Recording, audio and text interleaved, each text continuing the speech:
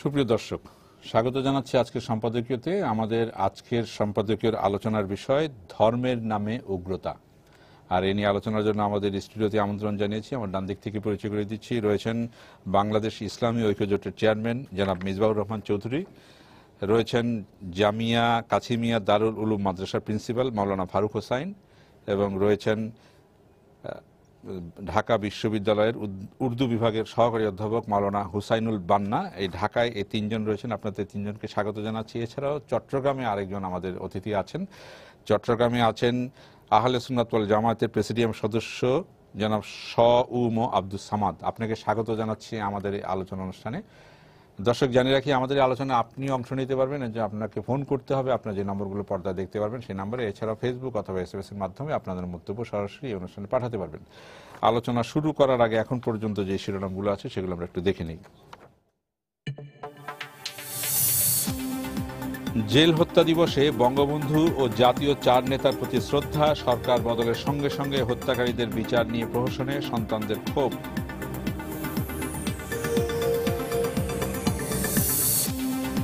নাশকতার মামলায় আবারও কারাগারে ফখরুল, তার স্বাস্থ্য ঝুঁকির দায় সরকারের, বলছে বিএনপি। গয়েশ্বর খোকা সহ ৩৫ নেতার বিরুদ্ধে গ্রেপ্তারি পরোয়ানা।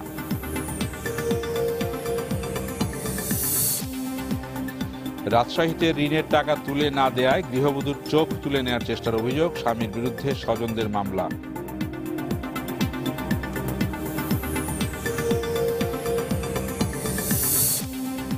ব্লগার হত্যা বিচ্ছিন্ন ঘটনা, অন্যান্য দেশেও এমন হয়, মন্তব্য স্বরাষ্ট্রমন্ত্রীর।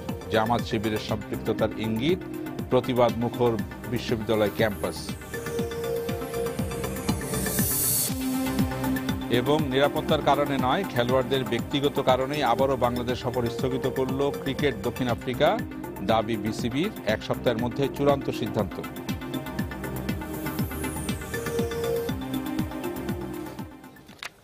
আমরা শিরোনামগুলো দেখলাম। আমাদের আজকের যে আলোচনার শিরোনাম ধর্মের নামে উগ্রতা। আমরা দেখি যে আপনাকে দিয়ে আলোচনা শুরু করব। ধর্মের নামে উগ্রবাদী গোষ্ঠীর অপতৎপরতা বিশ্বের বিভিন্ন স্থানে বিভিন্ন সময় আমরা দেখেছি, আর বাংলাদেশে আমরা দেখি যে এটা দিনে দিনে যেন মাথাচাড়া দিয়ে উঠেছে। একের পর এক হত্যাকাণ্ড ঘটিয়েছে। আমরা এই বছরের কথাই যদি ধরি, ৫টি হত্যাকাণ্ড তারা ঘটিয়েছে। ২০১৩ সালে প্রথম শুরু করেছে। এর আগে তারা চেষ্টা করেছিল। তো এই বছর এখন পর্যন্ত ৫টি হত্যাকাণ্ড তারা ঘটিয়েছে হয়তো, এবং আরেকটি হত্যাকাণ্ড ঘটানোর চেষ্টা করেছিল তারা। তো এই যে ধর্মকে যে এরকম উগ্রবাদের দিকে যারা নিয়ে গেছে বা যাচ্ছে, এটার বিরুদ্ধে আপনাদের মানে আপনারা যারা উদারপন্থী ইসলামী দল বলে দাবি করেন, আপনারা এইভাবে সেটাকে প্রতিরোধ করা বা জনমত গড়ে তোলায় কেন করতে পারছেন না? ধন্যবাদ আপনাকে, এবং আপনার মাধ্যমে সময় টিভির সকল দর্শক শ্রোতাকে অভিনন্দন জানাচ্ছি। আসসালামু আলাইকুম। দেখুন, প্রথমেই আপনি যে শিরোনামে আলোচনাটা শুরু করতে চাচ্ছেন, ধর্মের নামে উগ্রতা, আমি আপনাকে এই ব্যাপারে স্পষ্ট বলতে চাই যে মহান ইসলাম ধর্ম এটা সহিষ্ণুতা, উদারতা, মানবতা, কৃতজ্ঞতা, ভালোবাসা, শান্তি সব কিছুর সমন্বয়ে ইসলাম। এমন প্রাচীর ঘেরা যে এখানের মধ্যে উগ্রবাদ প্রবেশেরই কোনো স্থান নেই। তবে আমরা বরাবর বলে আসছিলাম যে বাংলাদেশে একটা রাজনৈতিক সংগঠন, এরা তাদের প্রতিষ্ঠাই হয়েছিল বিদেশিদের স্বার্থে। যখন জামাত ইসলাম নামক সংগঠনটি প্রতিষ্ঠা করা হয় ভারতের হায়দ্রাবাদে, এইটা সাম্রাজ্যবাদ বিরোধী আন্দোলন যখন আমাদের তুঙ্গে, এবং আমাদের আলেম ওলামারা ভারতের স্বাধীনতার জন্য সংগ্রাম চালাচ্ছিলেন, ব্রিটিশ বিরোধী আন্দোলন, তখনই আপনার এই সংগঠনটা প্রতিষ্ঠিত হয়, এবং এই আন্দোলনগুলোকে তারা নাকচ করে দিল, এবং তাদের প্রতিষ্ঠাতা বললেন যে আমি হুকুমতে এলাই চাই, যেমন মওদুদী সাহেব, যার কারণে আলেমরা তখন থেকেই তাদেরকে প্রত্যাখ্যান করেছেন। একইভাবে পাকিস্তানের স্বাধীনতার সময় তিনি বিরোধিতা করেছেন। আর বাংলাদেশের স্বাধীনতার সময় তো শুধু বিরোধিতা নয়, এখানে কি ধরনের মানবতা বিরোধী অপরাধ করেছেন, এবং আদালতে যখন সাক্ষীরা সাক্ষী দিতে আসে, এটা ট্রায়াল চলছে, আপনারা জানেন এই ব্যাপারে, আমাদের দর্শক শ্রোতারা সবাই জানেন। তো এই সংগঠনটা দীর্ঘদিন, বিশেষ করে বাংলাদেশ স্বাধীন হওয়ার পরে, আমাদের একটা যে দেশে কখনো সাম্প্রদায়িকতা ছিল না, ধর্মের নামে বাংলাদেশে কখনো উগ্রতা ছিল না। এমন একটা শান্তিপূর্ণ ভূমিতে তারা ধর্মের নামে উগ্রতা সৃষ্টি করার জন্য সুপরিকল্পিতভাবে তারা আমাদের কমলমতি শিশু কিশোরদেরকে নিয়ে বিভিন্ন চটি বই পুস্তক এইগুলা দিয়ে তাদেরকে তারা এই দিকে নিয়ে আসার প্রচেষ্টা চালাচ্ছেন। এই আপনার সাম্রাজ্যবাদী অপচেষ্টা চালাচ্ছেন। এবং এই সাম্রাজ্যবাদী শক্তিগুলা যখনই তাদের কোনো স্বার্থ কোথায় সংগঠিত করতে চায় তখন এদেরকে তারা বারবার ব্যবহার করে আসছে। তো আমি বলবো যে আমাদের দেশে আপনি বলছেন যে আমরা কি কি কাজ করছি, দেখেন এটা বিশাল মাদ্রাসা আর কওমি মাদ্রাসার আলেম ওলামাদেরকে বিভ্রান্ত করার চেষ্টা করা হয়েছিল হেফাজতে ইসলামের নাম দিয়ে। তারা যে এখন এটা জানে সবাই যে কেন হেফাজতে ইসলাম ঢাকায় প্রবেশ করলো, কেন এই সমস্ত তাণ্ডবে তারা শরিক হলো, এখন এটা অনেকেই জানেন। এটারে জামাত এবং জামাতের রাজনৈতিক মিত্ররা কিভাবে এই কাজটা সংগঠিত করাবার চেষ্টা করছে এটা দেশবাসী জানে। তো এখন যে বিষয়টা হলো যে আপনি বলছেন যে আমরা কি কাজ করি, আমরা যদি এটাকে প্রতিহত করার লক্ষ্যে মানুষের কাছে সঠিক মেসেজটা না দিতাম তাহলে হেফাজত হয়তো আরও 2-4-5 দিন তাদের আন্দোলনের কর্মসূচি দিতে পারত। কিন্তু তারা দেখা গেছে যে একটা কর্মসূচি দেওয়ার পরে তারা আর ময়দানে নাই। কেন দেশবাসী এবং তাদের সঙ্গে যারা আসছিলেন আলেম ওলামা নিরীহ কওমি মাদ্রাসার ছাত্র, এরা এই জিনিস ছাত্র শিক্ষক এমনকি তারা শিশুদেরকেও নিয়ে আসছিল, এই শিশুদের গার্ডিয়ান, তারা বুঝতে পারলেন যে রাষ্ট্রে বিশৃঙ্খলা সৃষ্টি করার জন্য পিছনে কারো মদতে বা ইঙ্গিতে এবং অর্থের বিনিময়ে এই কাজগুলো করা হয়েছে। আমরা বিশেষ করে বাংলাদেশে রাষ্ট্রীয়ভাবে একটি আপনার ধর্মীয় সংগঠন ইসলামিক ফাউন্ডেশন, এই ফাউন্ডেশনের সাথে আমি জড়িত আছি, জানেন আপনি যে বোর্ড অফ গভর্নরসের ওইখানে একজন গভর্নরের দায়িত্ব পালন করছি। তো ইসলামিক ফাউন্ডেশন এই ব্যাপারে ব্যাপক কাজ করছে। ইসলামিক ফাউন্ডেশনের কাজ আমি বলবো এবং একই সাথে আমি ইসলামিক ফাউন্ডেশনের কাজের কথা একই সাথে আমি একটু শেষ করি, একই সাথে আমাদের আলেম ওলামা এমনকি আপনি আমাদের সামাদ ভাইকে আপনাদের চিটাং স্টুডিওতে আনছেন, তাদের সংগঠন ব্যাপকভাবেই আমরা এই উগ্রতার বিরুদ্ধে প্রচার চালাচ্ছি, মানুষকে সংগঠিত করার চেষ্টা করছি। আপনি যেহেতু সামাদ ভাইয়ের কথা বললেন, আমি একটু সামাদ ভাইয়ের চিটাঙে সামাদ ভাইয়ের কাছে যাই। সামাদ ভাই, আপনি এই বিষয়ে কি বলবেন যে মানে এটা উগ্রবাদটা যেভাবে ছড়াচ্ছে বা এই ক্ষেত্রে আপনারা কি ভূমিকা পালন করতে পারছেন এটা প্রতিহত করতে বা এটাকে ইয়ে করতে, মানে মানুষের মধ্যে পাল্টা ব্যবস্থা পাল্টা কর্মসূচি আপনাদের কি? আসলে বিষয়টা মূলত একটু গভীরে যেতে হবে। সেই গভীরতা স্বাধীনতা যুদ্ধের প্রেক্ষাপট থেকে আমার পূর্ববর্তী বক্তা বলে এসছেন, আমি অতদূর পিছনে যাচ্ছি না। মূলত এখানে উগ্রতাটা তীব্রতা লাভ করছে 13 সাল থেকে। 12 সালে 10 সালের পর থেকে বাংলাদেশে ব্লগে বিভিন্ন লেখালেখি শুরু হয়েছে। এইসব লেখালেখির ক্ষেত্রে আমরা যে বিষয়টা লক্ষ্য করছি, কিছু লোকজন মুক্ত চিন্তা এবং বিজ্ঞান মনস্ক লেখকের নাম নিয়ে বিভিন্ন ধর্মীয় অনুভূতিতে আঘাত করে যাচ্ছে। ইসলাম ধর্মে, খ্রিস্ট ধর্মে, হিন্দু ধর্মে এমন কোনো ধর্ম নেই যে ধর্মের উপর আঘাত আসছে না। একটা জিনিস মনে রাখতে হবে, কাউকে আঘাত করার যে মানসিকতা, সেটাকে কখনো মুক্ত চিন্তা বা বিজ্ঞান মনস্ক বলা যাবে না। কাউকে আঘাত করার মানসিকতাকে সন্ত্রাসী মনোভাব বলতে হবে। আমি অত্যন্ত স্পষ্ট করে একটু পিছনের দিকে ফিরে যেতে চাই। সে বিষয়টা হলো যে 12 সালের জানুয়ারিতে আহলে সুন্নাত ওয়াল জামাতের অনুসারী ঢাকা বিশ্ববিদ্যালয়ের একজন শিক্ষক, একজন বাইরের একটি কলেজের একজন শিক্ষক মিলে এই সমস্ত বিভিন্ন ধর্মের উপর আঘাতকারীদের ব্যাপারে সরকারি সিদ্ধান্ত চেয়ে হাইকোর্টে একটি রিট করেছিলেন এবং 12 সালের 21শে মার্চে সেই রিটের একটা ফলাফল এসেছিল। সেই ফলাফলে ব্লগের মধ্যে 5টি পেজকে সম্পূর্ণরূপে বন্ধ করার সিদ্ধান্ত ছিল। তার পাশাপাশি আরো কেউ যদি এ জাতীয় বিশৃঙ্খল লেখালেখি করে সেগুলির ব্যাপারে সুস্পষ্ট সিদ্ধান্ত দিয়েছিল। দুঃখজনক হলেও সত্য, আমাদের সরকার, বর্তমান বাংলাদেশের সরকার যারা ক্ষমতায় আছেন, তখনও যারা ক্ষমতায় ছিলেন, এই ব্যাপারে সুস্পষ্ট সুনির্দিষ্ট ভূমিকা গ্রহণ করেনি। এই সুযোগকে কাজে লাগিয়ে উগ্রপন্থীরা যারা ধর্মকে ব্যবহার করছে, যারা বিভ্রান্ত করছে, তারা বিষয়টাকে সুস্পষ্টভাবে কাজে লাগিয়ে মানুষদেরকে উস্কানি দিচ্ছে এবং ধর্মীয় উগ্রতা সৃষ্টি হচ্ছে। আমি আরো একটু পিছনের দিকে যেতে চাই। এই উগ্রবাদী যারা শুরু করেছে, আমার পূর্ববর্তী বক্তা বলেছেন কওমি মাদ্রাসা শিক্ষকদেরকে বিভ্রান্ত করে ঢাকায় এনেছিল। আমি বলবো শুধু বিভ্রান্তির ব্যাপার এখানে নয়। আমরা যদি একটু পিছনের দিকে ফিরে তাকাই, বাংলাদেশ থেকে কারা আফগানিস্তানে পাকিস্তানে গিয়ে ট্রেনিং নিয়েছে, কারা যুদ্ধ করেছে, কারা বোম বানানো শিখিয়েছে এবং শিখিয়েছে, এই সমস্ত সন্ত্রাসের সাথে জনাব আব্দুল সামাদ, আমি যেটা বলতে চাচ্ছি, জনাব আব্দুল সামাদ, আমি আপনাকে যেটা বলতে চাচ্ছি যে এই উগ্রতার যে ইসলামে কোনো স্থান নেই, ইসলামে এই উগ্রতার স্থান নেই, এই কথাগুলো আপনারা অনেক বেশি বেশি করে কেন বলছেন না? কেন এই কথাগুলো নিয়ে আসছেন না? এই কথাটা আমি একটু স্পষ্ট করতে চাই। ইসলাম কোনো বিচার বহির্ভূত হত্যাকাণ্ডকে সাপোর্ট করে না, কোনো গুপ্ত হত্যাকে সাপোর্ট করে না, কারো উপর আঘাত করাকে সাপোর্ট করে না। বিষয়টা সম্পূর্ণ অনৈতিক, অনইসলামিক। একটা বিষয় মনে রাখতে হবে, ইসলাম যেখানে কোনো অপরাধের অনুশোচনা হয়ে কেউ আত্মহত্যা করতে চাইলে সেটাকেও সাপোর্ট করে না। যেখানে আত্মহননের সুযোগ ইসলামে নাই, সেখানে অন্য কাউকে হনন করার ধন্যবাদ সুযোগ আপনাকে, ইসলামে থাকতে পারে না। ধন্যবাদ। আমি আপনার কাছে আবার আসবো। আমি এই পয়েন্টটা নিয়ে আসি। ইসলাম কোনোভাবেই কোনো হত্যা, আত্মহনন, যেটা বললেন অনুশোচনায়ও যে কেউ যদি আত্মহনন করেন সেটাকেও সমর্থন করে না। তাহলে যে এই যে ইসলামের নামে হত্যাকাণ্ড চলছে, আপনারা আলেম ওলামারা এটা নিয়ে ব্যাপকভাবে কেন এটার বিরুদ্ধে জনমত গড়ে তোলার ক্ষেত্রে এগিয়ে আসতে পারছেন না বা আসছেন না? কি বলবেন আপনি? ধন্যবাদ আপনাকে। ইসলাম যে এই বিষয়টাকে সমর্থন করে না, এ কথা আজকে নয়, আজ থেকে 1450 বছর পর্যন্ত এই বলে আসছেন।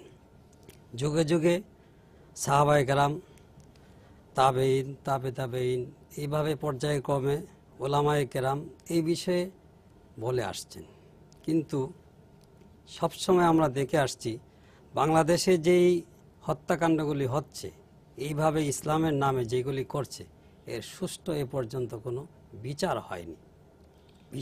বিশেষ করে বাংলাদেশের বিচারিক যে ব্যবস্থাপনাটা, এটা অত্যন্ত স্লো গতিতে চলে, যার জন্য অপরাধীরা একটার পর একটা অপরাধ করতেই থাকে। যখনই আমরা দেখেছি কোনো একটা বিচার সরকার হাতে নিয়েছে, পরক্ষণেই আবার একটা ফ্যাসাদ সৃষ্টি হয়ে গেছে। এই জিনিসটা ইসলাম কখনো বরদাস্ত করে না।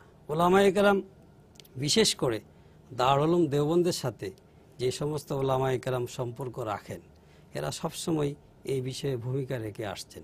যেমন আমি একটা মসজিদের দায়িত্বে আছি, সেখানে সবসময় বলতেছি, এবং আমার মাদ্রাসায় আমি এই বিষয়ে ছাত্রদেরকে, বড় বড় ছেলেদেরকে আমরা এই বিষয়ে নসিহত করতেছি। আপনি কি ব্যাপকভাবে অন্যান্য মসজিদে একই জিনিস অনুসরণ করা হয়, এই ধরনের কথা বলা হয়, বা খুব কম মসজিদে বলা হয়?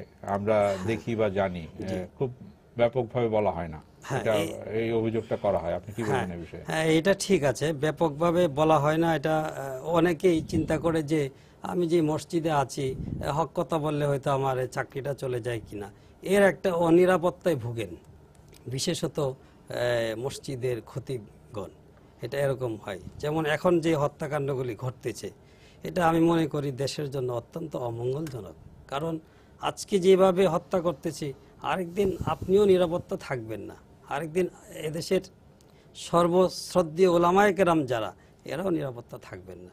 যখনই আপনি এর পক্ষে ন্যায়সঙ্গত কথা বলবেন, আল্লাহ তাআলা কোরআনে কারিমের মধ্যেই বলতেছেন যে তোমরা অন্যায়ভাবে কাউকে হত্যা করো না। কারণ ইসলাম হলো শান্তির ধর্ম। একটা ঘরতে পিপিলিকাকে অকারণে হত্যা করা নিষেধ। জি, মাওলানা বান্না, হোসেনুল বান্না, আপনি কি বলবেন এই বিষয়ে? এখানে বিরুদ্ধ মত হলেই তো ইসলাম তাকে হত্যা করতে বলে না। এখানে যেটা বিরুদ্ধ মতের কথা বলে বা অবমাননার কথা বলে যে হত্যা করা হচ্ছে, এটা তো বলে না কখনো।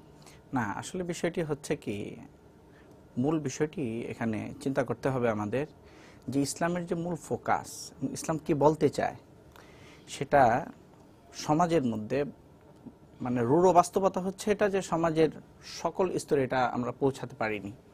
ওলামা ইকরামের ভূমিকা হয়তো ছিল মসজিদে, বা কোনো কোনো মসজিদে ছিল, আমি ব্যাপকভাবে সমস্ত মসজিদে এই নিয়ে আলোচনা হয়েছে, এটা আমি মানে আমার স্বীকার করতে কষ্ট হচ্ছে। বরঞ্চ যে ইনি মাওলানা ফারুক সাহেব যেটা বললেন, যে অনেক সময় অনেক জায়গায় ওলামা ইকরামদের এরকম হয় যে বিভিন্ন রকমের প্রেশার থাকে মসজিদে, হয়তো কমিটির লোক, যে মসজিদ কমিটিতে হয়তো কেউ অন্য মানুষ যারা বাংলাদেশকে ওইভাবে চায় না, বাংলাদেশের সমৃদ্ধিকে যারা চায় না, এরকম ধরনের লোকরাও তো মসজিদের সাথে সংশ্লিষ্ট থাকে। তো ইমাম সাহেব, আমার তো এরকম মনে হয় যে যদি ইমাম সাহেব থাকেন, যদি 200 জন মুসল্লি থাকে, ইমাম সাহেব 200 জন মুসল্লির সাবঅর্ডিনেট, এরকম একটা ভাবসাব বর্তমান সমাজে।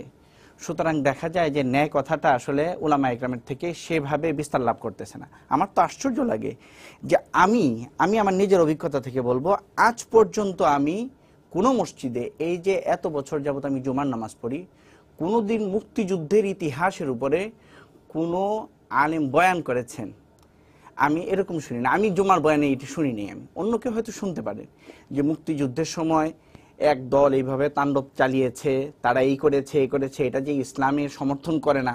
সূরা বাকারাতে আছে ওয়াল ফিতনাতু আশাদ্দু মিনাল কাতল, যে এইভাবে ফিতনা সৃষ্টি করা, বিশৃঙ্খলা সৃষ্টি করা, মানুষের মধ্যে ত্রাস সৃষ্টি করা, এটা হত্যাযোগ্যর চেয়েও মারাত্মক।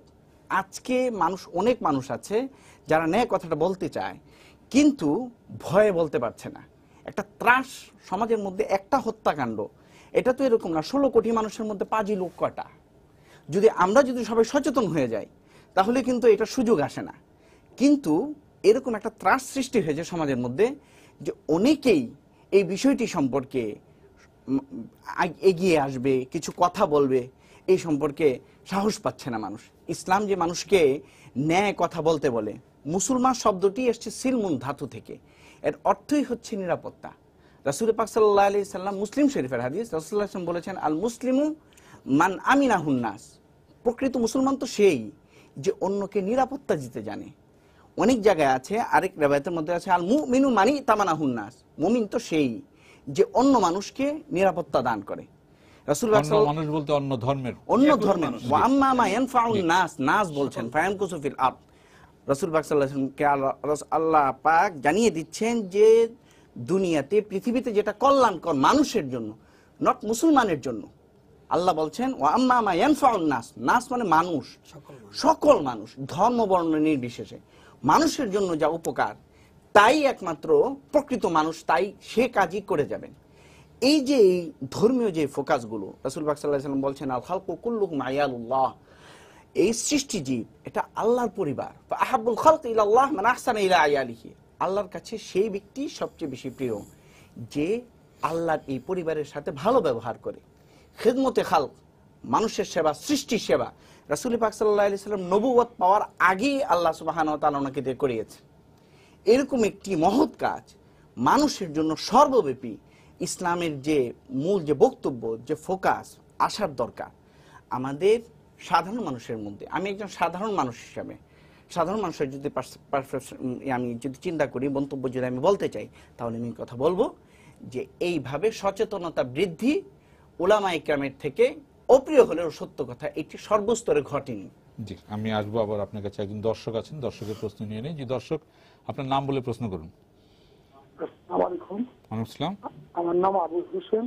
জি, আমি একজন মুক্তিযোদ্ধা। আমি টাঙ্গাইলের মির্জাপুর থেকে বলছি। জি বলুন। আমি নিজে 5 ওয়াক্ত নামাজ পড়ার চেষ্টা করি, আমি মসজিদে যাই, কিন্তু এই যে ওনারা যে কথাবার্তা এখানে সুন্দরভাবে বলতেছেন, আমি নিজে ইসলামী বাইতুল মুকাররমে, যেখানে কি করে ইসলামী ফাউন্ডেশন অবস্থান করেন, এবং মদিনা সনদ একটা বই, এই বইটা আমি বহুবার খুঁজছি এবং 2-4 জনকে বলছি প্রিন্ট করার জন্য, ওনারা এটার গুরুত্ব দেন না। 1 2 নম্বর, উপজেলা লেভেল পর্যন্ত ইসলামী ফাউন্ডেশন আছেন, এখানে লোকাল এমপি সাহেবরা এবং ইসলামী ফাউন্ডেশনের লোকজন এই যে মসজিদ এবং মসজিদের ইমাম এবং লোকাল সমস্ত লোকজনকে সম্পৃক্ত করে এই উগ্রবাদের বিরুদ্ধে মিনিমাম কোনো ব্যবস্থাই নেন না। আমার কাছে যেটা মনে হচ্ছে, অপ্রিয় হলেও সত্য, এখানে ওনারা ইসলামী ফাউন্ডেশনও ওইখানে ক্ষমতা এক্সারসাইজ নিয়ে ব্যস্ত আছে, আওয়ামী লীগের নেতারা ক্ষমতা এক্সারসাইজ নিয়ে ব্যস্ত আছে, আর এখানে এই মানে বক্তৃতার জন্যই বক্তৃতা, কিন্তু মাঠে এটার কোনো প্রতিফলন নাই। আমি আমার মসজিদে ওগুলো পাই না।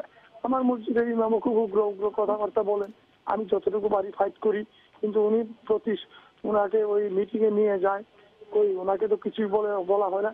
এবং আমার মনে হয় যে ইসলামিক ফাউন্ডেশন উচিত প্রত্যেকটা মসজিদে আমরা কি বক্তৃতা দেয় 2-4টা চেক করা উচিত, সেইটার উপর ব্যবস্থা নেওয়া উচিত। ধন্যবাদ আপনাকে। আমার মনে হয় যে আমরা যদি এরকম মানে আরো আহ্বান করি, এরকম অনেক বক্তব্য আসবে যে এই যে অভিজ্ঞতা, ওনার যে অভিজ্ঞতা বললেন, ইসলামী ফাউন্ডেশনের মূল মসজিদ হচ্ছে বাইতুল মোকাররম। সারা দেশের সব মসজিদে ইসলামী ফাউন্ডেশনের নিয়ন্ত্রণে থাকার কথা, কিন্তু মূল মসজিদ বাইতুল মোকাররমের কথা উনি বললেন, ওনার মহল্লার মসজিদের কথা বললেন। এই অবস্থা তো প্রত্যেকটা মসজিদের মধ্যেই আমরা দেখি যে একই অবস্থা। তো ইসলামী ফাউন্ডেশন কেন মসজিদগুলির মধ্যে নিয়ন্ত্রণ করতে পারছে না, বা এই উগ্রবাদকে নিয়ন্ত্রণ করার জন্য বা শেষ করে দেওয়ার জন্য, বা কেন ইসলামী ফাউন্ডেশন কর্মসূচি নিয়ে এগিয়ে যেতে পারছেন? আপনি বোর্ড অফ গভর্নর্স এর একজন গভর্নর, আপনি যদি বলেন। ধন্যবাদ আপনাকে। প্রথম কথা হলো যে ইসলামিক ফাউন্ডেশন বিগত 7 বছর ব্যাপী সাধ্য অনুসারে কাজ করছে। সাধ্য অনুসারে কাজটা কি? না, আমি বলছি আপনাকে কি কাজ। যেমন উনি একটা কথা বললেন, মদিনা সনদের বই বিলি করেন না। আমরা কয়েক লক্ষ মদিনা সনদ আলাদাভাবে ছেপে মসজিদে মসজিদে আমরা বিলি করছি, এবং সবচেয়ে বেশি বিলি হয়েছে বাইতুল মোকাররম মসজিদে। এবং বাইতুল মোকাররম মসজিদে যে খুতবাগুলা দেওয়া হয়, এই খুতবার পূর্বে বাংলায় খুতবার বক্তব্যটা বলা হয়, এরপরে এটা আরবিতে বক্তব্য রাখা হয়। এখানে উগ্রবাদ, ধর্মান্ধতা, সাম্প্রদায়িকতার ব্যাপারে ব্যাপক আলোচনা হয়। এই আলোচনাটা সম্মানিত দর্শক হয়তো তিনি খেয়াল করেননি। তৃতীয়ত, আমাদের যে মসজিদ ভিত্তিক গণশিক্ষা, এইটা প্রায় 68,000 মসজিদে বাংলাদেশের সম্প্রসারিত। ইউনিয়ন পর্যায়ে এটা চলে গেছে। প্রায় ইউনিয়নেই 1-2টা গণশিক্ষার কেন্দ্র আছে, উপজেলা ভিত্তিকও আছে। এবং যারা এই গণশিক্ষার কেন্দ্রের সাথে জড়িত, সেই ইমাম সাহেব, সাধারণত 68,000 মসজিদের ইমাম সাহেবরাই এই গণশিক্ষাটা দিয়ে থাকেন, এবং তাদেরকে কিছু সরকারিভাবে সম্মানীয় দেওয়া হয়। এখন যদিও এটা অল্প, 2300 টাকা করে, এটা তারা এটা আপনি যেটা বলছেন, এটা যদি কাজ করতো তাহলে তো আজকে আমাদের এই অবস্থা তৈরি হতো না। এটা তো হাজার হাজার ওই মধ্যপ্রাচ্যের মতো খুন হইতো। আমাদের দেশে ইমাম সাহেবরা বলেন না, এটা মানে সঠিক নয়। ইমাম সাহেবরা বলেন, যখন 500 স্পট থেকে বোমা হামলা হলো, বাংলাদেশের প্রতিটি মসজিদ থেকে এটার প্রতিবাদ আসছে। যদি প্রতিবাদ নাই আসতো, তো এটা তো এইভাবে এই বিষয়ে একটু চট্টগ্রাম থেকে শুনে আসি, হামলাকারীদেরকে গ্রেফতার করা যেত না, ধরা হতো না। এই বিষয়ে একটু চট্টগ্রাম থেকে শুনে আসি। জনাব আব্দুস সামাদ, আপনি কি বলবেন এই বিষয়ে? যে এখানে বলা হচ্ছে যে মসজিদগুলো যে ভূমিকা পালন করা উচিত ইসলামী ফাউন্ডেশনের নিয়ন্ত্রণে, যতটুকু পালন করা উচিত সেই ভূমিকা পালন করছে না, কিন্তু এখানে ইসলামী ফাউন্ডেশনের বোর্ড অফ গভর্নর্সের একজন গভর্নর আছেন, উনি বলছেন যে পালন করে। আপনার অভিজ্ঞতা কি? আসলে মসজিদের ভূমিকা ইমাম সাহেবের ভূমিকা। মসজিদের যিনি খতিব থাকেন, তিনি তার নিজের মতাদর্শের উপর ভিত্তি করে বক্তব্য রাখেন। এটা আমরা সব জায়গায় দেখে আসছি। এক এক মসজিদের ইমাম সাহেব, খতিব সাহেবদের ভূমিকা এক এক রকম হয়। কিন্তু মৌলিক বিষয়টা যেটা, যে যারা জঙ্গিবাদের সাথে যুক্ত, যারা উস্কানিমূলক কথাবার্তা বলতে অভ্যস্ত, তারা বিভিন্ন মসজিদের খতিব হিসেবে নিয়োজিত আছেন। তাদের বক্তব্যটা কখনো উগ্র এবং সন্ত্রাসবাদ পরিহার করে তারা রাখেন না। আমি অত্যন্ত স্পষ্ট করে বলতে চাই, আমাদের দেশে ইসলামিক ফাউন্ডেশনের ফরমাইশ অনুযায়ী কিছু মসজিদে হয়তো সেই জাতীয় বক্তব্য রাখা হয়। এর বাইরে যে সমস্ত মসজিদে আহলে সুন্নাত ওয়াল জামাতের অনুসারী, আদর্শের অনুসারী ইমাম সাহেবগণ আছেন, তারা উগ্রবাদ এবং এই সমস্ত হত্যাকাণ্ড, আমরা বুঝি না এখন শুধু ব্লগার হত্যাকাণ্ড নিয়ে কথা হচ্ছে, কিন্তু এর আগে আল্লামা ফারুকী সাহেবের যে হত্যাকাণ্ড হলো, সেটা এর চেয়েও জঘন্য হত্যাকাণ্ড হয়েছে। এই বিষয়গুলো নিয়ে সুন্নি উলামা ইকরাম, আহলে সুন্নাত ওয়াল জামাতের অনুসারীরা সবসময় মসজিদে, মাঠে, ময়দানে, মিলাদ মাহফিলে, ধর্মীয় যে কোনো অনুষ্ঠানে প্রচারণা চালাই আসছে, যেটা সুফল আমরা পাচ্ছি সব জায়গায়, এবং দেশ রাষ্ট্রও পাচ্ছে। কিন্তু আরেকটি বিষয় আমাদের ভুলে গেলে চলবে না, সেই বিষয়টা হচ্ছে যে এদেরকে উস্কে দেওয়ার মতো কিছু কর্মকাণ্ড হচ্ছে। কারণ ব্লগে, আজকে আমি কয়েকটি ব্লগে পড়লাম, ব্লগে যে সমস্ত লেখাগুলো আসছে, সেই লেখাগুলো পড়লে মানুষের রক্ত শরীর হিম হয়ে যাবে। সুতরাং তাদের ব্যাপারে সরকারকে পদক্ষেপ নিতে হবে। মুক্ত চিন্তার নামে ব্যক্তি স্বাধীনতার নামে যে কারো ধর্মীয় অনুভূতির উপর, মুসলিম ধর্ম, হিন্দু ধর্ম, খ্রিস্ট ধর্ম, সকল ধর্মীয় অনুভূতির উপর আঘাত আনবে এবং আঘাত এনে পার পেয়ে যাবে, সেই বিষয়টা হয় না। জি, বিনা বিচারে ধন্যবাদ হত্যাকাণ্ড আপনাকে। যেমন- ধন্যবাদ। আমি আসবো আপনার কাছে আবার, যেটা আমরা আলোচনা করছিলাম যে মসজিদগুলো কি ভূমিকা পালন করতে পারে বা সত্যিকার ভূমিকা পালন করতে পারছে কি না। বাস্তব কথা হলো, মসজিদে যে আলোচনাটা হয় সপ্তাহে একদিন হয়। বিশেষত ঢাকা শহরের অবস্থাটা এরকম হয় যে আমরা একদম কোনো রকম শেষের দিকে গিয়ে নামাজটা পড়ি, এই কথাগুলি আমরা শুনি না। তবে আমার একটা পরামর্শ থাকবে সরকারের কাছে এই বিষয়ে, যত ইমাম সাহেব আছেন, খতিব আছেন বিশেষ করে, তাদের একটা লিস্ট করে তাদেরকে জোন ভিত্তিক যদি কাউন্সিলর করা হয় ইসলামের পুরোপুরি বিষয়ে, যে ইসলাম যে কখনো দাঙ্গা ফাসাদ এগুলি পছন্দ করে না। যেমন উনি বলে গেলেন যে কোনো ধর্মের উপরে আঘাত সেটা কখনো বরদাস্ত হতে পারে না। যেমন মুক্তমনা চিন্তা হিসাবে ব্লগে যে লেখাগুলি হয়, আসলে ওইটা যাচাই বাছাই করে দেখা দরকার যে সত্যি কি যার ব্লগে পাওয়া যায় সে কি লিখছে কিনা।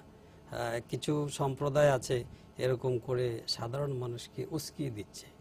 তো ওই বিষয়ে যদি অন্তত 15 দিন পর পর যেমন বাইতুল মুকাররমে হোক, এরকম বড় বড় স্পটে ইমামদেরকে ডেকে কাউন্সিলর করা হয়, তাহলে হয়তো কিছুটা কমে আসবে। জি, আমি মৌলানা বান্না আপনার কাছে আসার আগে একজন দর্শকের প্রশ্ন নিয়ে আসি। জি, দর্শক আপনার নাম বলে প্রশ্ন করুন। জি, জি, আসসালামু আলাইকুম। আমি লুৎফর রহমান বলছি ব্রাহ্মণবাড়িয়া থেকে। ওয়ালাইকুম আসসালাম। জি, বলেন। জি, আমার কথা হলো, আমাদের জনসংখ্যার প্রায় 11 কোটির বয়স 35-এর নিচে। এই সম্ভাবনাময়ী তরুণ সমাজকে জঙ্গিবাদের মতো ধর্মীয় অবজ্ঞা থেকে বাঁচাবার জন্য আইন শৃঙ্খলা রক্ষাকারী বাহিনী কর্মকাণ্ডের পাশাপাশি হাক্কানি উলামায়ে কেরাম, আমি বিশেষ করে মসজিদের ইমামগণের কথা বলছি, এখানে সম্মানিত ইসলামিক ফাউন্ডেশনের গভর্নিং বডি সম্মানিত সদস্য আছেন মেহদুল ইসলাম চৌধুরী শ্রদ্ধেয়, ওনার কাছে বিনীতভাবে আমার অনুরোধ যে খুতবাতে 2টা পার্ট থাকে, একটা সমাজে চলমান বার্নিং ইস্যুস নিয়ে কোরআন হাদিসের আলোকে উপস্থাপন করা যায় পহেলা খুতবা, যেটা ওখানে ইসলাম যে জঙ্গিবাদ সমর্থন করে না, ইসলাম যে শান্তির ধর্ম, এটা কোরআন হাদিসের আলোকে খুতবাতে যদি তুলে ধরা হয় এবং খুতবার পুরো অংশটা যদি বাংলায় উপস্থাপন করা হয় আগে কিংবা পরে, তাহলে সবাই উপকৃত হবে এবং আমরা এই জঙ্গিবাদের মতো এই উগ্র চরমপন্থা যে ইসলাম সমর্থন করেন, ইসলামের শান্তির ধর্ম, এটা আমরা বুঝতে পারবো। এটার ইসলামের সত্যিকারের ব্যাখ্যাটা তুলে ধরা উচিত ইমাম সম্প্রদায় এবং ধর্মীয় নেতাদের মাধ্যমে। এটাই আমার কথা। ধন্যবাদ আপনাকে জনাব মৌলানা বান্না। আপনি কি বলবেন এই বিষয়ে, যে আমরা যেটা আলোচনা করছি মসজিদ থেকে শুরু করা উচিত, আমরা কতটুকু শুরু করতে পারছি? বা বিষয়টা হচ্ছে কি, আসলে যেমন মসজিদ থেকে হয়তো ইসলামিক ফাউন্ডেশন থেকে বলে দেওয়া হয়েছে যে আপনারা এইভাবে আলোচনা করবেন, কিন্তু মনিটরিংটা কি হয়? আমি এটা বলতেছি, আমি একটা মানসিকতা পোষণ করতেছি আজকে 16 বছর 20 বছর 25 বছর যাবত, এবং কেবল আমি না, আমার বাপ দাদার থেকে মানসিকতা নিয়ে আমি বড় হয়েছি।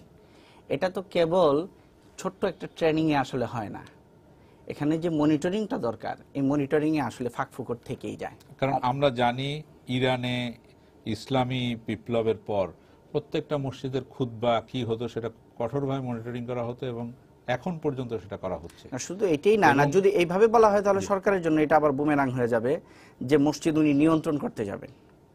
বিষয়টা এরকম না, বরং যদি এরকম হয় যে ইসলামিক ফাউন্ডেশন থেকে উদ্যোগ গ্রহণ করা হলো, ওনারা প্রত্যেকটা জোনে জোনে ভাগ করে ওখানে ওনাদের ওলামা ইকরামরা গেলেন এবং জুমার আগে ওনারা নিজেরা যে কোনো মসজিদের কমিটির সাথে যদি ওনারা আলাপ করেন যে এই বিষয়ে আমরা আজকে জুমার আগে একটু বয়ান করতে চাই, আমার মনে হয় না কোনো মসজিদ এটা অস্বীকার করবে। যদি ফাউন্ডেশন লোকাল এমপিরা তো যান মসজিদে, জি জি, লোকাল এমপিরা নিয়মিত যাচ্ছেন, এক একদিন এক এক মসজিদে যাচ্ছেন, এক এক সপ্তাহে। যদি এভাবে বলেন যে কোরআনে কারীমের ভিতরে আছে ওমান কাতালা মুমিনান মুতাআম্মিদান ফাজাযাহু জাহান্নাম, যেই ব্যক্তি ইচ্ছাকৃত কোনো মুমিনকে হত্যা করবে তার স্থান হচ্ছে জাহান্নাম। কোনো মুমিন, এবার খালিদিনা ফিহা বলা হচ্ছে, এখানে কোনো মুমিনের ব্যাপারে কোরআন শরীফের মধ্যে কথা বলা হয়নি যে চিরস্থায়ী জাহান্নামের অধিবাসী হবে, কিন্তু যে এইভাবে মানুষকে হত্যা করে তার ব্যাপারে বলা হচ্ছে চিরস্থায়ী জাহান্নামের অধিকারী হবে। এবং হযরত ইমাম আবু হানিফা রাহমাতুল্লাহি আলাইহির ফতোয়া, যদি একজন মানুষের মধ্যে 99টা কুফরির আলামত থাকে, কেবল একটা মাত্র মুমিনের আলামত থাকে, তারপরেও তাকে কাফের বলা যাবে না।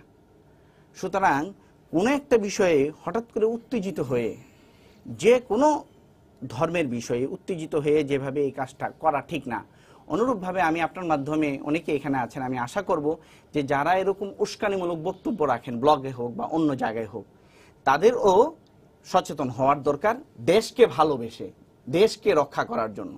আর সরকারের পক্ষ থেকে যতটুকু আমি জানি, আমি খবর নিয়েছিলাম এটা, যে সরকার কিন্তু এই ব্যাপারে এখন ব্লগে লেখালেখি করার জন্য আপনার আগে করতে হয়, সরকার রেজিস্ট্রেশনের কার্যক্রম চালু করেছে সরকার। এটা যদি পুরোপুরিভাবে রেজিস্ট্রেশন হয়ে যায় আর সরকার যদি নিয়ন্ত্রণ করে এই ব্লগগুলো, আমার মনে হয় ব্লগ তো মুক্ত চিন্তার একটা জায়গা, এখানে নিয়ন্ত্রণ করবে কিভাবে? রেজিস্ট্রেশনের মাধ্যমে যদি নিয়ন্ত্রণ করা হয়। এইটা আলাদা একটা আলোচনা। যে আমি একটা বিষয়ে আমি জনাব মিসবাহুর রহমান চৌধুরী আপনার কাছে তুলতে চাই, যে একজন তো মারা গেলেন, একজন প্রকাশককে হত্যা করা হলো, আরেকজন প্রকাশককে যার উপর হামলা করা হয়েছিল শুদ্ধস্বরের আহমেদুর রশিদ চৌধুরী টুটুল, তিনি আজকে যেটা বলেছেন কথা এবং পত্রিকায় এসছে, এই কথাটা কিন্তু আমাদের একটু অবশ্যই নাড়া দেয়।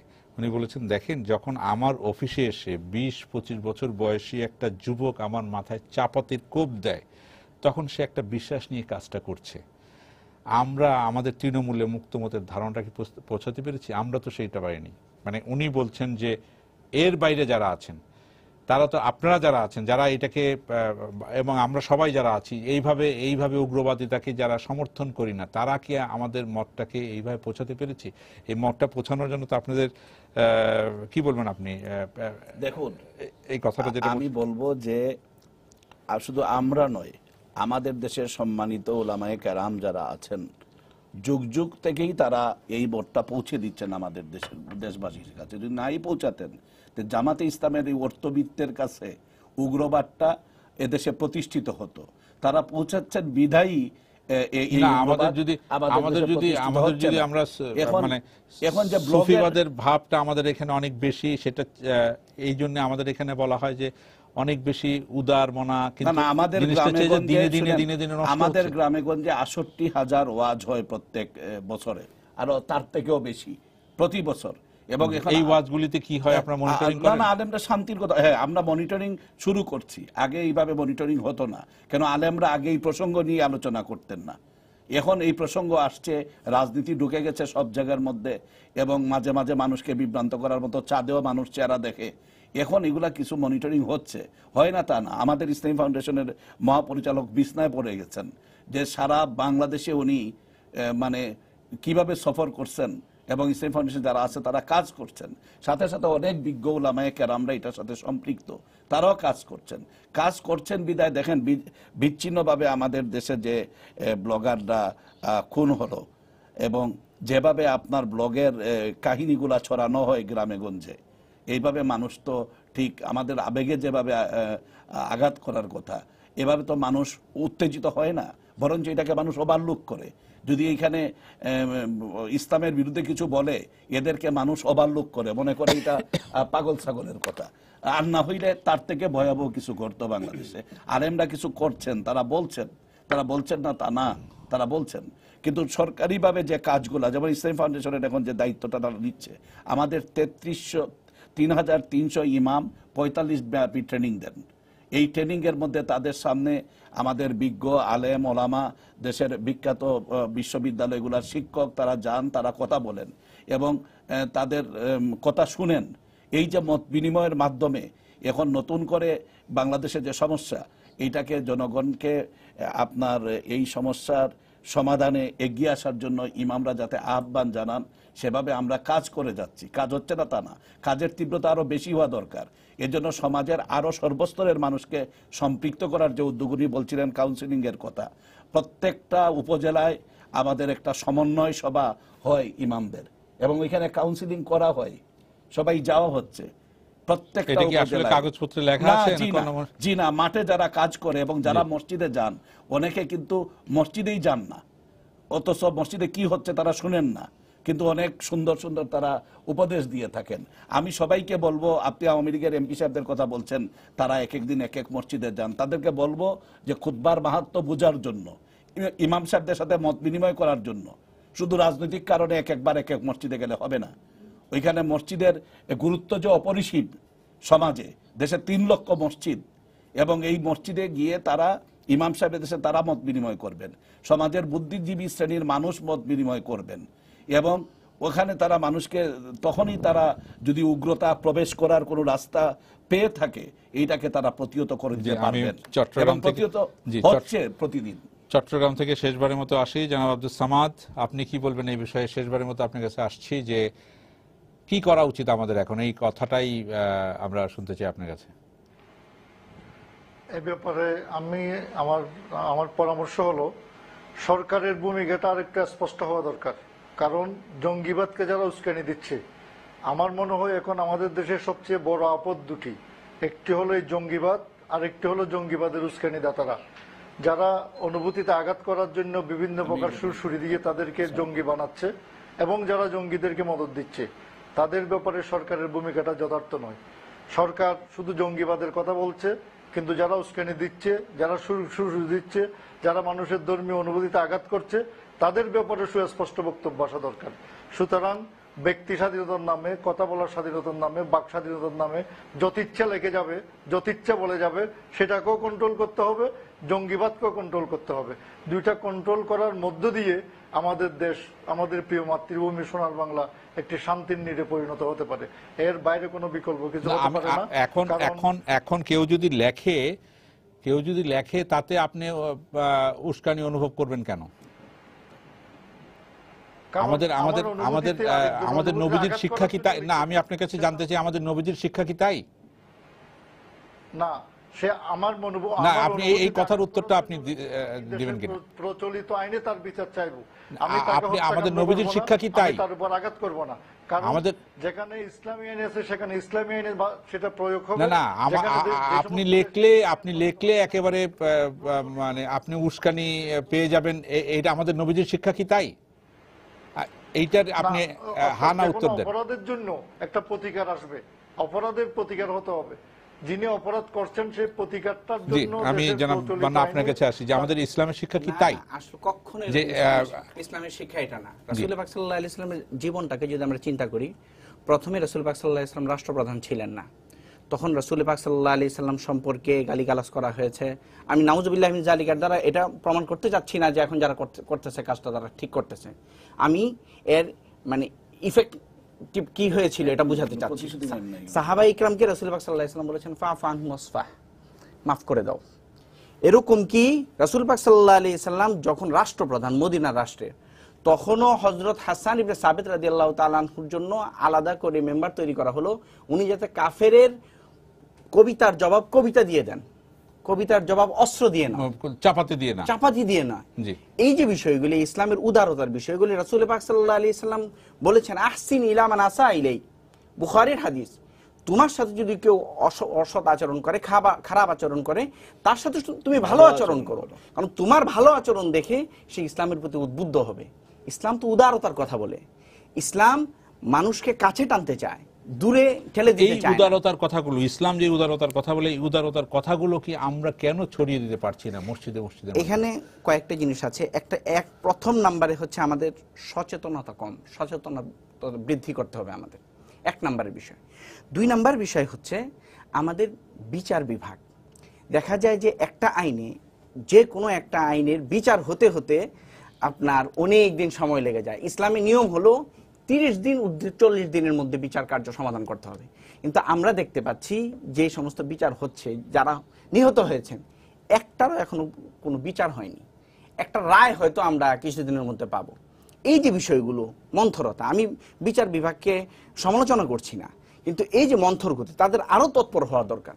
প্রয়োজনে এটার জন্য আলাদা ট্রাইব্যুনাল গঠন করা দরকার, যে শুধু এরই বিচার হবে, অন্য কিছু না। তো তড়িৎ গতিতে যদি বিচারগুলো হয়ে যেত, তাহলে আমার মনে হয় হত্যাকাণ্ডগুলো হতো না। 3 নম্বরের বিষয় হচ্ছে আইন শৃঙ্খলা বাহিনী। আমাদের আইন শৃঙ্খলা বাহিনীর আশ্চর্য লাগে যে প্রতি 1200 মানুষের জন্য মাত্র একজন পুলিশ, অথচ স্ট্যান্ডার্ড হচ্ছে 500 মানুষের জন্য একজন করে আইন শৃঙ্খলা বাহিনীর নিয়ে হতে হবে। এবং এই ক্ষেত্রে যদি আইন শৃঙ্খলা বাহিনী এগেইনস্ট টেরোরিজমের বিরুদ্ধে একটা ইউনিট যদি গঠন করা হয়, যারা শুধু এই বিষয়টা মনিটরিং করবে যে কোথায় কি হচ্ছে, এদের আলাদা ডিবি থাকবে, সিআইডি সোর্স থাকবে, এর মাধ্যমে ওনারা যদি এটা করেন, আমার মনে হয় এই ক্ষেত্রে হবে। এবং সাধারণ মানুষের পারসেপশন থেকে আমি বলবো, এখানে আপনারা যারা আছেন, মিডিয়া কর্মী যারা আছেন, তাদেরও কিন্তু অবদান রাখার অনেক বিষয় আছে। সরকার এখন আমাদের দেশে বাস্তবতা হচ্ছে এটা যে বিরোধী দল কিন্তু এরকম স্ট্রং না, সুতরাং মিডিয়া এখানে বিরোধী দলের ভূমিকা পালন করতেছে। সুতরাং মিডিয়ারও একটি বিষয় এখানে কিন্তু রয়েই আমাদের যায়। আমরা যেটা আবার আসলাম যে নবীজির শিক্ষার কথা, নবীজির শিক্ষাটা ব্যাপকভাবে ছড়িয়ে দেওয়ার মাধ্যমে তো আমরা এই উগ্রবাদিতাকে নিয়ন্ত্রণ করতে পারি। এক্ষেত্রে দেখেন রসুল সাল্লাহ আলাইসাল্লাম ওনার মেহনতের মাধ্যমে এই সাহাবায়ে কেরামের একটা দল গঠন করেছিলেন। আমরা যদি ওনাদের আদর্শের দিকে তাকাই তাহলে এই সমস্ত হত্যাকাণ্ড কোনো মুসলমানের দ্বারা হতে পারে না। এমনকি বিধর্মী অন্য ধর্মের লোকও এই জিনিসটাকে যারা মানে তারাও করতে পারে না। একটা ঘটনা, এক যুদ্ধে হজরত আলী রাজিয়াল্লাহু তাআলা আনহু এক কাফের মুশরিককে, যে আল্লাহকে স্বীকার করে না, যে রসুলকে স্বীকার করে না, কোরআনকে স্বীকার করে না, ওর সঙ্গে যুদ্ধ করতে করতে ওকে পরাস্ত করে নিচে ফেলে দিলেন। নিচে ফেলে দেওয়ার পরে খুব কম সময় পাবো আমি। জি জি, এখন এই সময় ওর জন্য ফয়সালা হলো ওকে কতল করা, কিন্তু ওই কাফের ওনার মুখে তুতু মেরে দিলেন। হজরত আলী রাদিয়াল্লাহু তাআলা আনহু সাথে সাথে ওকে ছেড়ে দিলেন। ও বললেন যে কি ভাই, এত কষ্ট করে তুমি আমাকে নিচে ফেলেছো, এখন আমাকে হত্যা করবে, তুমি আমাকে ছেড়ে দিলে। তো বললো যে এতক্ষণ তোমার জন্য যুদ্ধ করেছি আল্লাহর সন্তুষ্টির জন্য, এখন তুমি যখন আমার মুখে তুতু মেরে দিলে আমার রাগ চলে আসছে তোমার উপরে। ইসলাম এটাকে সমর্থন করে না। ইসলাম সেই ধর্ম, উদার ধর্ম। আপনি মানে এই ইসলাম এই ধর্ম, তারপরে তো আমি আপনাকে বলবো যে আমাদের আলেমরা এই কথাগুলা বলছেন, এখন তো তার উল্টাটা না, হচ্ছে। উল্টা নয়, আমাদের সমাজে এটা গ্রহণ করে না উগ্রবাদ, আমরা বলি, এবং এটা সমস্ত আলেমদের কথাগুলি ভূমিকার বলি কারণে এই তরুণ আলেমরা না, উনি আজকে যে কথাটা বললেন এটা সর্বত্র সর্বত্র ওনার ছড়িয়ে মসজিদ দেওয়ার থেকে শুরু হোক, এটা ছড়ানো হচ্ছে। এই কথাটা, এই হাদিসটা আমাদের গ্রামে গ্রামের ছেলেরা জানে, মহিলারা জানেন, এটা আলেমদের বদৌলতে জানছেন। আমি বলবো যে এখন যে কাজটা করা দরকার, আপনার মাধ্যমে আমি সরকারকে মানে বলবো, আমাদের প্রথম থেকে নবীজির প্রকৃত শিক্ষা সারা দেশে ছড়িয়ে দিতে হবে এবং খুব আরো জোরালো, আরো শুধু জোরালো। কাগজপত্রে না। কাগজপত্র নয়, এটা আছে তো, জি। মাঠে আছে। আর নইলে তো উগ্রবাদ এইখানে ছড়িয়ে যেত। আমরা উগ্রবাদ তো আশা করি নাই আমাদের দেশে। আমরা আশা করি আপনাদের আমাদের দেশে কাজকর্ম, জঙ্গিবাদ নাই। আমরা আশা করি আপনাদের কাজকর্ম আরো জোরদার হবে এবং আমরা আমাদের নবীজির শিক্ষা থেকে এই উগ্রবাদিতাকে দমন করতে ধন্যবাদ এগিয়ে যাব। আপনাকে। আপনাদের সবাইকে ধন্যবাদ। চট্টগ্রামে জনাব আব্দুস সামাদ, আপনাকে ধন্যবাদ জানাচ্ছি। সুপ্রিয় দর্শক, আপনারা যারা এতক্ষণ আমাদের সঙ্গে ছিলেন, আপনাদেরকে ধন্যবাদ জানিয়ে আজকের মতো এখানে শেষ করছি। শুভরাত্রি।